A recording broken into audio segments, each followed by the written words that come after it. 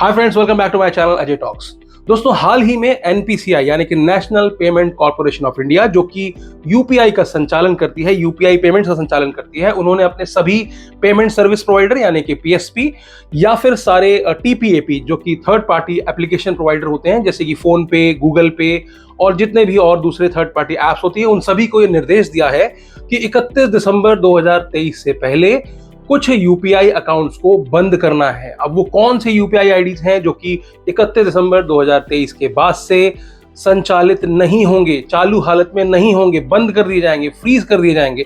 तो उससे पहले मैं आपको एक छोटा सा स्कैम बता देता हूं कि किस वजह से ऐसा फैसला एनपीसीआई ने लिया है और कौन से ऐसे यूपीआई अकाउंट्स हैं जिनको बंद कर दिया जाएगा 31 दिसंबर 2023 को। तो हुआ यूं कि पिछले दिनों यूपी में एक बुजुर्ग थे, उन्होंने अपनी एक दुकान बेची। और दुकान क्यों बेची थी? क्योंकि उनका एक लोन चल रहा था, उस लोन को चुकाना था। तो दुकान बेच करके उन्होंने वो जो पैसे थे वो अपने बैंक अकाउंट में जमा करा दिए।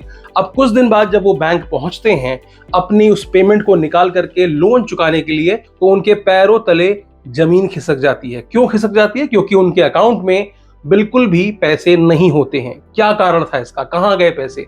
दरअसल उनका जो मोबाइल नंबर जो उन्होंने उस बैंक के साथ में एसोसिएट किया था, जब उन्होंने वो बैंक अकाउंट खुलवाया होगा, वो मोबाइल नंबर अब एक्टिव नहीं था उनके पास। यानी कि उन्होंने वो नंबर या तो खो दिया था या बंद कर दिया था या उसकी जरूरत नहीं थी उनको।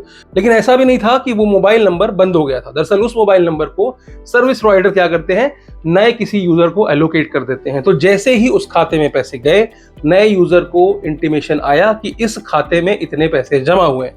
तो जिसके पास भी वो सिम थी, उसने उसमें यूपीआई एक्टिवेट कराया और उसके बाद अकाउंट से सारे पैसे साफ कर दिए। इसका एक रियल टाइम एग्जांपल भी है। मैंने भी एक हाल ही में नंबर लिया था, उसमें किसी अमित नाम के बहुत सारे फोन आते रहते हैं कि भाई साहब अमित बात कर रहे हो, अमित बात कर रहे हो।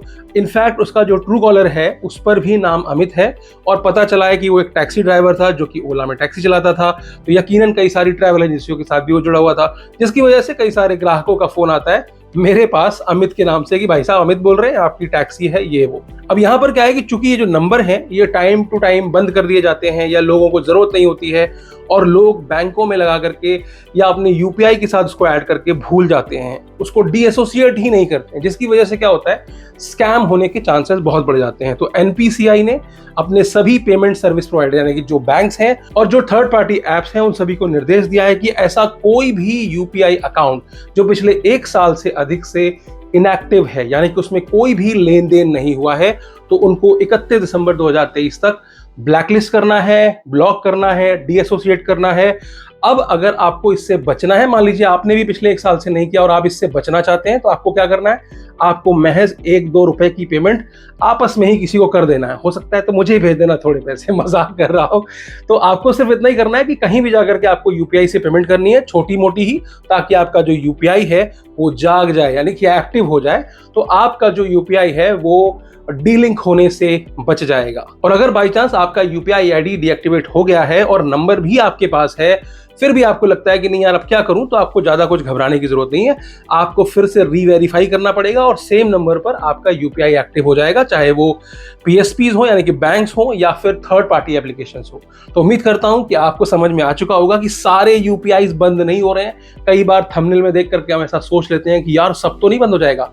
सब नहीं बंद होंगे, सिर्फ डीएक्टिवेट किए जाएंगे वो यूपीआई आईडीज जो कि पिछले 1 साल के अधिक से इनएक्टिव हैं। तो उम्मीद करता हूं कि वीडियो आपको इन्फॉर्मेटिव लगी होगी। अगर अच्छी लगी है तो लाइक कर दीजिएगा, चैनल पर पहली बार आए हैं तो सब्सक्राइब करते हुए जाइएगा और वीडियो अगर अच्छी लगी हो तो अपने दोस्तों रिश्तेदारों तक शेयर जरूर कर दीजिएगा। वीडियो में अंत तक बने रहने के लिए आपका बहुत बहुत शुक्रिया।